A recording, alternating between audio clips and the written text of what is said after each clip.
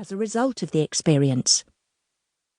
Like the boomerang on the cover of the book, you show true resilience by returning from each experience relatively unscathed and ready to face positively the next challenge that life may throw your way. What you need to avoid is becoming a doomerang, returning from each experience loaded with negative baggage, resentments and pain that could well haunt you for the rest of your life and make the next situation even harder to deal with. Resilient people do not allow adversity to drain their resolve. They find a way to pick themselves up, dust themselves off, and keep going, with a strong belief that things can and will get better. Resilience comes from the Latin word resilio, which means to jump back. Some people describe resilience as the ability to bend instead of breaking under pressure, or the ability to persevere and adapt when faced with challenges. The same abilities also help us to be more open and willing to take on new opportunities. In this way, resilience is more than just survival. It is also about letting go and learning to grow. Throughout this book, you will find that some of the greatest examples of people who cope exceptionally well with adversity are those who adopt a positive mental attitude. As a total advocate of positivity, I would like to share with you a very recent story about resilience, which involves my own family. A personal story of resilience. To set the scene, my parents have been together for over 60 years, married for nearly 58, and have 3 children. Certainly, they've had their share of challenges and heartache. However, they are both strong, positive people who cope amazingly well with whatever life throws at them. 3 years ago, my father started feeling breathless and tired. As a very fit 75-year-old who sailed every weekend and went to gym 5 times a week, it was thought that perhaps he was overdoing it.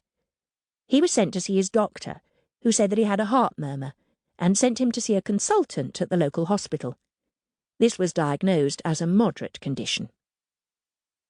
Last year, however, it was discovered that he had severe thickening of the aortic valve, and after an angiogram, he was told that he needed a quadruple bypass, as well as a valve replacement.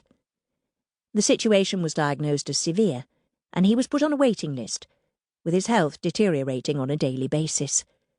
He was given strict instructions to do no more sailing, no more gym, and to remain wrapped in cotton wool until after the operation.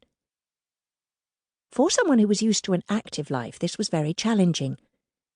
Each day he waited, with no communication of when the operation would be. Bouts of anxiety and depression became frequent as his life was put on hold. To watch my parents go through this ordeal alone was heart-wrenching, as they were rendered helpless. 1 year later, he was finally given an operation date.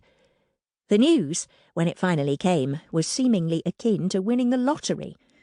The whole family was tremendously relieved. The evening before the operation, my mother and I took my father into hospital, and I watched them say their goodbyes. Knowing the severity and the risk of the operation, I have to say I struggled to hold it together. After 60 years of being together, they knew there was a chance, as with any major operation, that this could be the last time they saw each other. Knowing it was a 6-hour operation, I tried to keep my mother busy as we both waited with our hearts in our mouths. All we wanted to do was call to be able to hear that everything had gone well. 4 hours later, the phone rang and I answered it, my mouth dry with anticipation and fear. It was a surreal experience to hear my father's voice on the end of the line. "Well, it's like this," his ghost-like voice whispered down the phone line. "I was all ready to go into the theatre. They'd prepared me. Put my gown on. I'd even had a Mexican." I didn't feel it was appropriate to correct him at that point. "And then they said that I was going to be discharged because they didn't have any critical care beds left."